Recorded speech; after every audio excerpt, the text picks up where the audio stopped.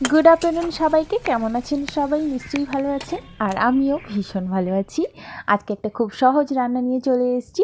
শীতকালে ফুলকপি বাজারে খুবই পাওয়া যায়, আর আমরা বিভিন্ন রকম রেসিপিও বানাই।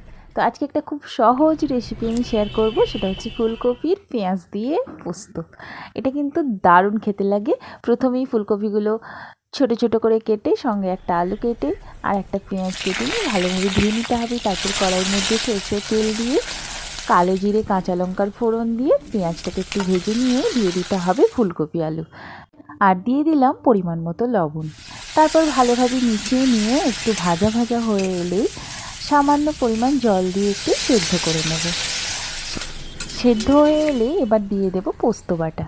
পোস্ত বাটা দিয়ে আর 5 মিনিট মতো রান্না করলেই হয়ে যাবে ফুলকপি আলু পেঁয়াজ পোস্ত। এটা খেতে দারুণ লাগে। ওপর দিয়ে একটু কাঁচা সর্ষের তেল ছড়িয়ে দিলেই রেডি।